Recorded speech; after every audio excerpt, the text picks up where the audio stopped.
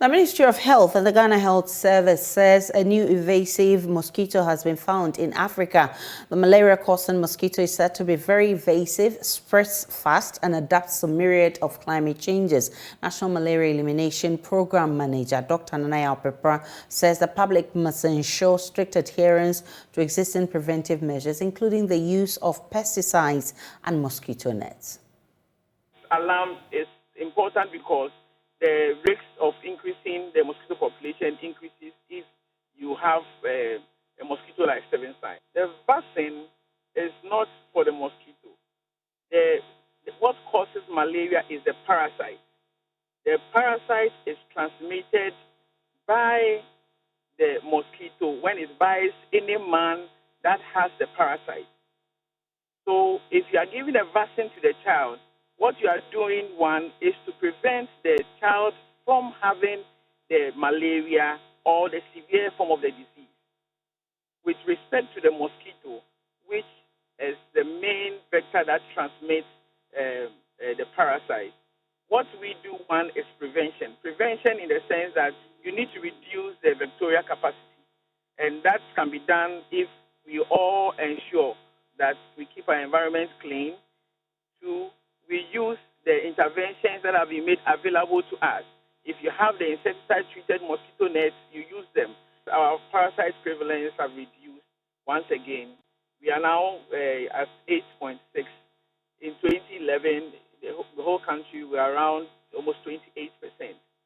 So we have really made progress. But if you have a vector like this, that has the high chance of increasing the mosquito population. What it means is that it has the ability to more or less worsen the malaria situation and retrogress the progress we have made. So indeed, we are cautious of that, and that is why we have all these measures in place, engaging people to understand the need to push towards elimination. And for all of us coming on board, it means that we really have to use the various interventions available and then ensure that we keep our environment clean. He's also confirmed that the discovery poses a level of threat to gains chalked in Ghana's fight against malaria. He's, however, sure that with adherence to the preventive measures, the country will be able to manage the impact. With respect to the mosquito, which is the main vector that transmits the parasite, what we do, one, is prevention. Prevention in the sense that you need to reduce the vectorial capacity. And that can be done if we all ensure that we keep our environment clean. Two, we use the interventions that have been made available to us. If you have the insecticide-treated mosquito nets, you use them. Three, if you have repellents and you have to use them, you use them. If you are in areas where you can wear long sleeves, something that will cover your legs, especially at night, or any exposed part of your body, so that you don't get bitten by the mosquito. You have to do that. The other thing is that we have introduced things like vaccine, and the vaccine are for children. If you allow your child to be given this vaccine, the risk of this child, which is actually in the vulnerable group, of the risk of getting malaria really reduces.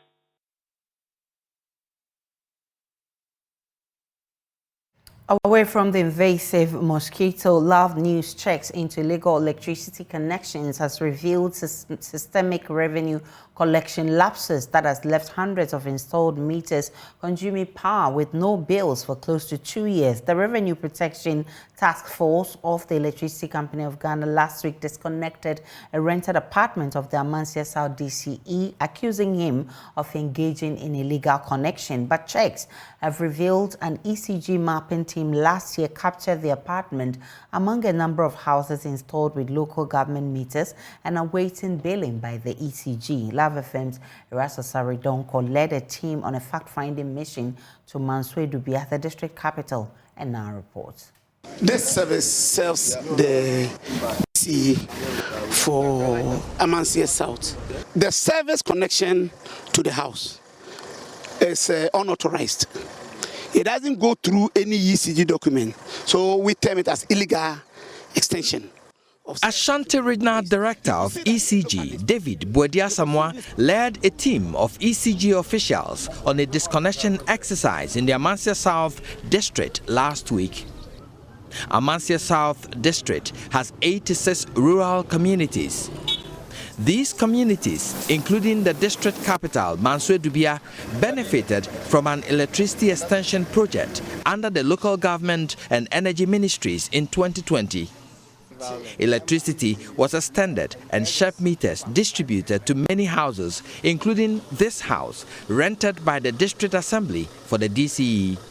So this is the disconnected line. And if you look here, it was first connected to that pole over there through this small pole you see here.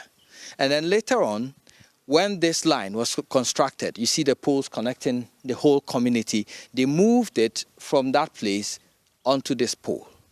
And now that is what the ECG is referring to as illegal. The landlord, Daniel Boache, and the unit committee chairman, Mr. Are, led a process to get the ECG mapping team from Ebuakwa to capture the electricity meter. Contractor no buy or the proposal no buy of personal meters for Hano. You contacted DTO. District technical officer. We contacted the district technical officer when the contractor brought the proposal to fix meters here, and he agreed to it. After fixing them, we called him to ask of the capturing process, and he told us it will be done in 2 weeks' time. No, so Nina arrangement. Acha 2 weeks to 3 weeks time on beba. Amobe. Maybe cry ne have me say bill on your day, Emma, because we are how that bill name obey the tia. I was worried the bill wasn't coming. We even forced them to come and check, and hopefully they are here.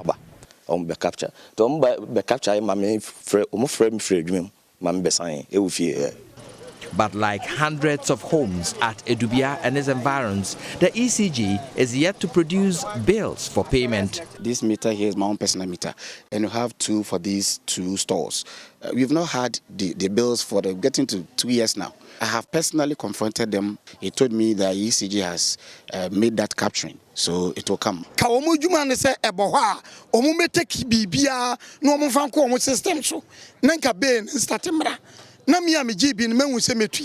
work is to come and check every meter and capture it into their system for us to see our bill, but they don't. They suddenly come and tell us our bill is amounting to 8,000. It is the duty of government workers to read our bill every 2 or 3 months. If they don't, why should they get paid? They have been here to capture mine for about 2 years now, but still my bill isn't in. Love News has cited an ECG memo issued in June 2022 and signed by Managing Director Samuel Dubik Mahama, acknowledging the refusal of some district ECG officers to capture these meters.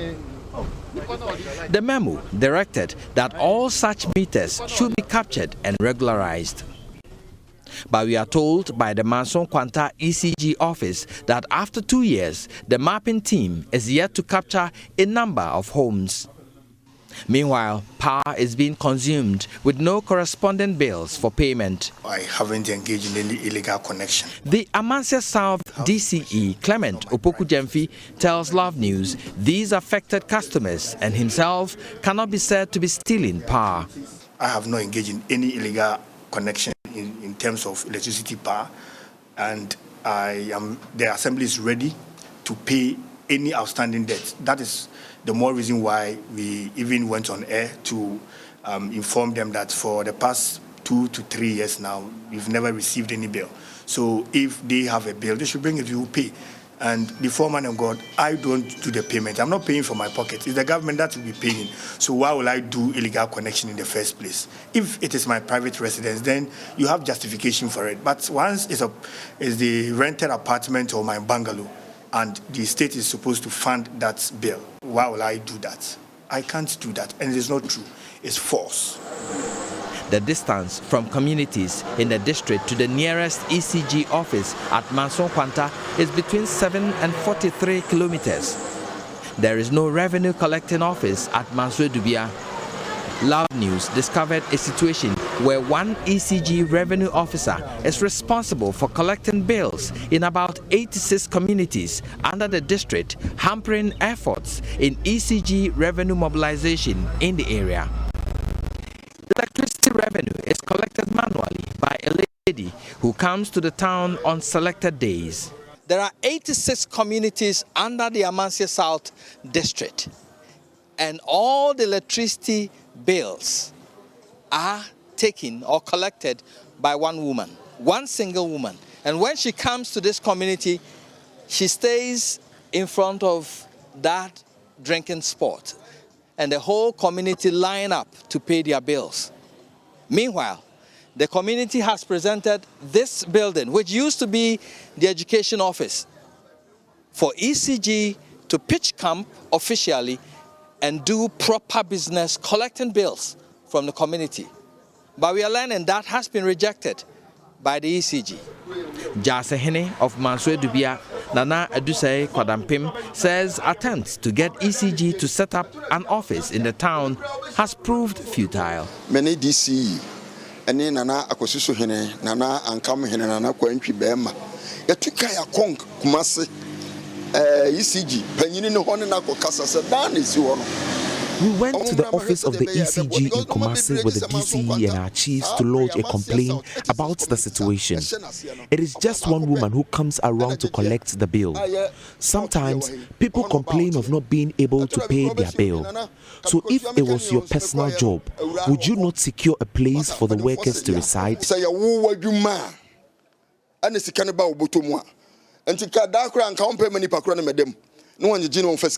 Reporting for Joy News, Erastus Asaredonko, Amansia South, Ashanti region.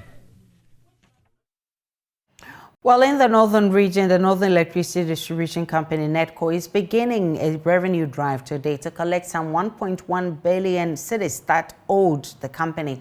The exercise is targeted at households, companies, as well as government institutions that owe the ECG. The company says it will use the exercise to clamp down on illegal power connections in the area as well. Maxwell Kotoka is a corporate communications manager. It's going to be a corporate-wide exercise that is occurring simultaneously in all the operational areas, from Sinyang upward all the way to Upper East and Upper West. Like you said in your intro, it entails the collection of bills as well as monitoring to check for illegal connections and unauthorized interferences in the network as well. If you buy the power, let's say 100 units worth of power, and there are some of the areas where the steps leading to the commercial losses is as high as 40%, in some cases even more. What that simply means is that you buy 100 cedis or 100 bags worth of maize. By the time you finish selling, you can only account for 60 bags. There's no business that can be sustained in that manner. I must also be quick to add that it's not the case in every area, but there are some peculiar areas that have this. And the idea is to clean every nook and cranny. We are unable to say that it is for 3 days or 4 days or 1 month, so that if somebody is involved in an illegality, he will suspend it for that period. Once it is over, he gets back to it. It is going to be in perpetuity. For the all hands on deck, it may go a little beyond 1 month. And beyond that, we will put measures in place to ensure that it's an exercise in perpetuity. Welcome back to the rest of our stories. The Ghana Union of Traders Association, GUTA, has called on its members to take advantage of the downward trend of the exchange and the inflation rate to adjust prices of their products. In a statement, the president of the association, Dr. Joseph Obin, asked government to sustain efforts underway to revive the economy and make the business environment friendly for its members. Dr. Obin joins us live with more on this. Doc, I'm grateful for your time. Let's look at the extent to which these downward trends has impacted the activities of your members. Yeah, thank you very much. Our major problem has been with inflation, and that's why we are eager to tell the government to do all it can to reduce this high rate of inflation. It impedes on our growth and it destroys most of our businesses. The business that we do thrives on turnover. And if inflation rates are high, it means that the purchasing power of the consumer has been affected negatively to the extent that we are unable to sell the volumes that we do to pay our debts at the bank and also service our suppliers' credit. And so inflation is very important when it comes down. And that's why we are saying that the SN rate, the forest, is very key in inflation. And the fact that it is coming down, we should take advantage of the situation for government to sustain the appreciation of the city. And also, we have to adjust the customs valuation rate to reflect on the present trend. That the exchange rate have come down. Customs should also come down with the rate with which we pay duties and all that. We are also saying that the Bank of Ghana should also reduce the monetary policy rate because the inflation that we are experiencing here in Ghana is the cost-pushed inflation and not the demand pull, as the economists will make us to believe. It's accumulation of cost of doing business, including the various taxes being imposed on us to pay. And that's why we are also calling on them that the monetary policy rate, when it is higher, also lead to the high lending rates that now goes beyond 40%, and that leads or triggers the inflation. And so this is why we are calling on the Bank of Ghana and also the other stakeholders to manage speculation so that the little gain that we are having should be sustained. After that, then I called on the trading community itself because the inflation fight is a collective one. And that we said that once the SM rates have gone down, the city is gaining some strength. We should be able to adjust our pricing to reflect on the current trend of the SM rate so that we can compensate the consuming public who buy from us. But the business that we do not do in isolation. We do it with our customers. And if they are challenged to buy from us, we are unable to turn over. So it's a plea that we are giving and a guide that we are giving to our trading community to respond positively and also to urge government to sustain this gain. If it is we are not able to sustain it, then this call is useless because it means that the next time when the exchange rate is high again, who is going to reduce? The person will adjust the price upwards.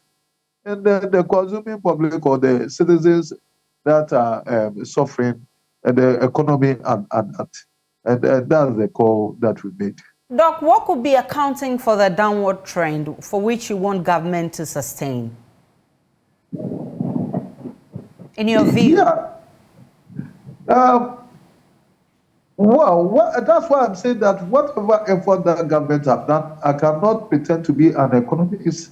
But what I know is that the currency is coming down, and that whatever effort, if it is an effort of government that is triggering the downward trend, it should be sustained. Okay. My only problem is that it should be sustained, and that because normally when the SM rate goes up, we say that mismanagement of government has led to the rise.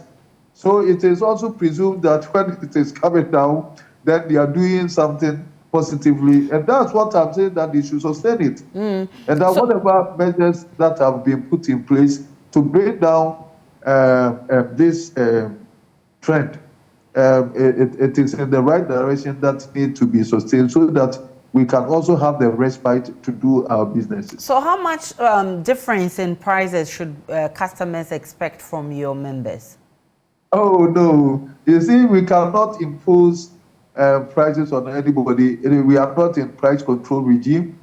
Not even the government can impose any price on anybody, a trader, and neither can us. We are just pleading and then guiding the trading public to adjust to the present trends, so that we can also mitigate the plight of the consuming public. And mostly they heed to our calls. And so let's take it at that. But to give figures, and then, our major challenge has always been that the importing community can easily adjust these prices. But the retailers are challenged. But the retailer has bought from the importer at a certain time, and then when the price was high. So unless he sells all the goods, that's where normally people, when they subject us to critique, they say that we say that and we do not reduce and all that. But reality is that when the person has bought it at a higher price, he cannot sell and lose his money. Do you have a monitoring mechanism to ensure that all your members are adhering to this call? No, I've told you we are not in a price control regime, and nobody has the right to go on. Yes, not to give them prices per se, but to monitor if they're actually listening to your advice. Oh no, because we have various sectors and we trade among ourselves, and even we are in competition with ourselves. So these things happen naturally. When the exchange rate goes down, people reduce their prices. The only challenge is with the retailers, but there too you cannot go and monitor anybody's pricing. We do not even have the right, and so we are just appealing to the conscience of our members to do what will help us eventually. That when the inflation comes down, it helps us, and that we do not have to punish the consuming public for us to still suffer the inflation. That's all that we are doing. I'm grateful for your time, Dr. Joseph Obeng. He's the president of GUTA. Now, Ghana has been cited by the U.S. State Department for multi-human rights violations. The report by the department captures violations that took place in the year 2022, and the security agencies have been identified as carrying out some of these abuses. My colleague, Benis Abobedo, joins me in the studio with more. Benis, let's start with the arbitrary deprivation of life and other unlawful or politically motivated killings. What does it say? And so what the report does is to give different incidents to buttress the points that are made in there. And on this score, in February 2022, police chased a man who was suspected of traffic offense into a traditional chief's palace in Yendi. And what happened thereafter was they opened fire, they killed one person and injured 8 persons. In the immediate aftermath, police announced the suspension with reduced pay of the 6 officers involved. But as of November last year, we don't know what the results of the internal investigation is. The other one is one that we carried here on our channel, which was on April 24, 2022. Police in Nkranza in the Bono East region arrested one gentleman known as Albert Donko. And the police said or alleged that he was involved in a series of armed robberies. Now, he died while in police custody, and in a departure from typical practice, the police did not announce an operation or arrest had taken place until more than 3 weeks later. After they had taken the Exactly. So protests erupted on May 18, and that was in response to the news of Albert Donko's death. The youth blocked roads, there was a demonstration, and there again, police fired live ammunition into the crowd. This is after the protesters also attacked the police station. They killed a protester in the process. And as of November again, the police didn't tell us what its conclusion into the investigations of both deaths are. How about freedom of expression? I'm talking about the one including members of the press and other media houses. So you know the one with Oliver Barker-Vormawor, right? Definitely. Quite critical citizen on Facebook. He makes a couple of posts criticizing government and the system generally. Now, we know that he was picked up for what the police says is misdemeanor of making false statements. They upgraded the charges later to felony treason, and they held him in prison for 35 days before a judge released him on bail. On violence and harassment, there were isolated attacks and harassment on journalists, including arrests by some members of security forces. Authorities later dropped many of the cases. Remember, in February 2022 in Takrady, 5 or more police officers in plain clothes attacked a producer with privately owned broadcaster Connect FM after he photographed the officers while they sat in a restaurant with their guns displayed and the people they had arrested in handcuffs. In that same month, police arrested the executive director of ASEPA, remember, and a prominent morning show host for accusing the First Lady of misappropriating public funds. They were charged with the publication of false news. That case remains pending as we speak.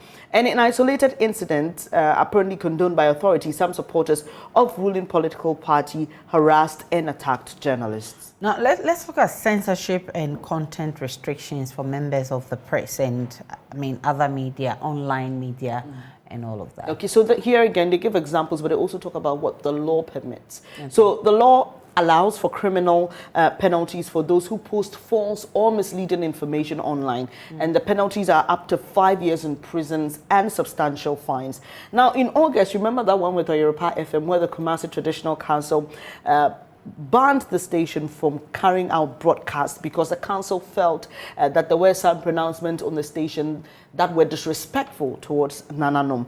The station had hosted a politician and a businessman who accused the traditional authorities of condoning destructive illegal mining in the region by their inaction. Remember, after some apologies and some interventions, the company was allowed to start broadcasting again. Now, and what do they say about national security? On the national security issue, they say that security forces sometimes harassed and arrested journalists for alleged violation of national security laws. Aisha. Of course, we have a lot of examples to buttress that. Thank you very much, Benny's, for bringing us updates of that story. A youth group calling itself Crusaders for Positive Change in West Central and affiliates to the former Chief Officer of the Food and Drugs Authority, Hudu Mokhtar, who is eyeing the West Central parliamentary seat on the ticket of the NDC, has challenged the West Central Member of Parliament, Dr. Rasheed Palpo, to come out with at least one single policy he has initiated since he came into power that has been beneficial to the youth. The group says the MP, after his nearly 20 years stay in office, has not really served the people, even though they have been loyal to him. Well, another group calling itself the Progressive Youth Alliance disagree. They've also been reacting to the claims made by the Crusaders for Positive Change. The two opposing groups affiliated to sworn enemy aspirants of the National Democratic Congress parliamentary primary in the West Central constituency held the two press conferences within 24 hours. First to hold the press conference was the Crusaders for Positive Change in West Central, who drew first blood by punching holes in the 19-year-old parliamentary record of Dr. Rasheed Palpo. Leading the charge is Kamaldeen Mohammed Sumbawera, who is the convener of the group. It is pathetic to note that our MP has taken for granted the grace of God and generosity of the good people of West Central who have stayed loyal to his cause for nearly 20 years in futility. Honorable Rasheed Palpo should tell us one youth empowerment policy he has ever initiated and implemented for the good people of West Central constituency. Our MP has ridiculously told our people since he has served 19 years in Parliament, he needs another term for him to get a cabinet ministerial position and now help his people. What a waste of time and position. Who promised him a ministerial position? Who says he will be considered for a ministerial position? Who says spending unproductive 19 years in Parliament guarantees a ministerial position? Do you think His Excellency John Dramani Mahama will condone a non-performing parliamentarian as a minister? Come on, we have gone past such quick-and-answer stories. In any case, being a member of Parliament is not the only qualification to becoming a cabinet minister. The Progressive Youth Alliance, however, at a press conference 24 hours later, led by Nuruddin Kotia Betes, had this rebuttal. Which worker doesn't want promotion at his place of work? How is it a crime if our MP want to be appointed a cabinet minister so we can maximize benefits? If you just joined us, we're still live on Joy News today. We're coming to you live from our studios in Kokomlemle. We're on DTT because we're free to. Let's take a break. When we return, there's business. Hello, good afternoon. Warm welcome to the business segment on Joy News today with me, Pius Kojo Baka. Ghana's donors and multilateral partners have expressed their commitment to support the country come out of the current economic challenges. My colleague George Yafe reports. Based on our engagement, it is clear that these partners just cannot afford for Ghana's economy to go down. Therefore, they have indicated their preparedness to offer the necessary assistance to Ghana for it to come out of the current economic crisis. But this support will not come free. These partners, which include the World Bank, IMF, the US government, the International Finance Corporation, JICA, the EU, want Ghana to institute the necessary fiscal reforms that will put the economy on a strong footing. One can talk about improving the country's revenue situation. They also want the public sector funding to be advanced to areas that will ensure that there is value for money. They've also given the firm assurance of undertaking the necessary behind-the-scenes engagement to ensure that Ghana gets necessary financing assurance from its external creditors. This may help and go a long way to ensure that Ghana secures the IMF board approval for its economic program. These partners also want more drastic measures to be taken to tackle corruption in the country and to remove the gods' names from the wage bill. Now, government is targeting the full participation of private sector in its Gold for Oil program, describing the policy as phenomenal. And Deputy Energy Minister Herbert Krapper says it has introduced healthy competition in the petroleum sector. He believes the increased involvement of bulk distribution companies could go a long way to increase yields as well as impact fuel prices, respectively. I think it's been game-changing. I think it has been phenomenal. I think, as the Vice President describes it, it is out of the textbook thinking that has helped us to use gold, a resource that we have been endowed with, that we have mined for so many years, which is a good store of wealth, to use it to trade for petroleum products, which has a big impact on forex depreciation and forex volatility. And once we're able to use this policy, which is we are seeing now, to tame forex, and then it affects petroleum prices positively, and also the competition that it brings into the sector. I think it has been remarkable, and we'll continue to roll it out to ensure also that we bring in the private sector more and more into the policy, open it up to ensure the private sector also participates fully.